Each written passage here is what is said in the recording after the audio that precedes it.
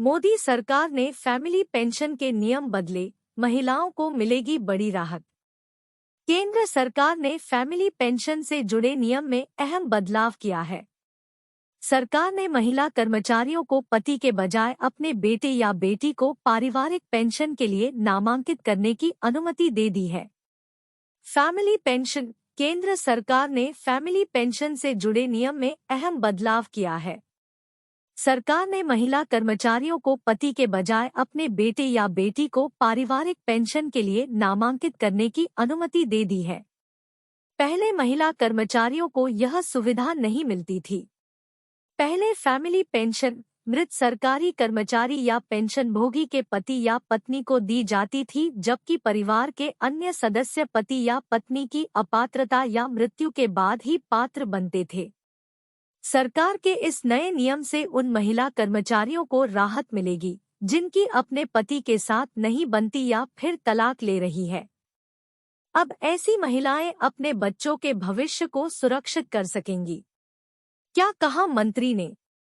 इस नए नियम की जानकारी देते हुए केंद्रीय कार्मिक राज्य मंत्री जितेंद्र सिंह ने कहा कि पेंशन और पेंशनभोगी कल्याण विभाग DOPPW ने केंद्रीय सिविल सेवा पेंशन नियमों में एक संशोधन पेश किया है, जिसमें स्वयं के निधन के बाद पति पत्नी के स्थान पर बच्चों को पेंशन दी जाएगी।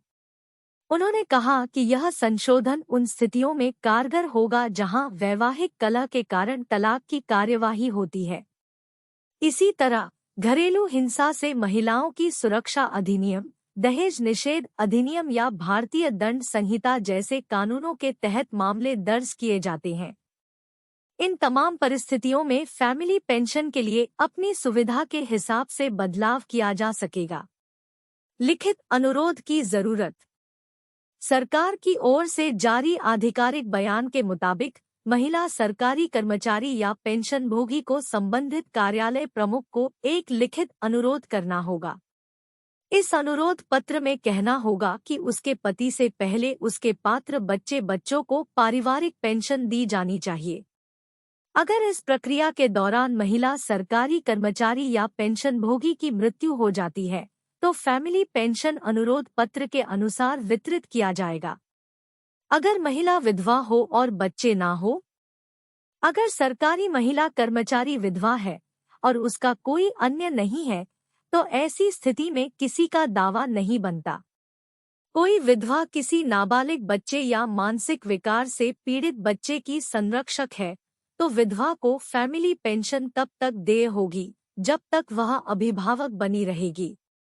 एक बार बच्चा वयस्क हो जाए और पारिवारिक पेंशन के लिए पात्र रहता है तो यह सीधे बच्चे को देय होगा। ऐसे मामलों में जहां मृत महिला सरकारी कर्मचारी या पेंशनभोगी के पास एक विधवा और बच्चे हैं जो वयस्क हो गए हैं लेकिन फिर भी फैमिली पेंशन के लिए पात्र हैं, ऐसे बच्चों को पारिवारिक पेंशन देय होगी।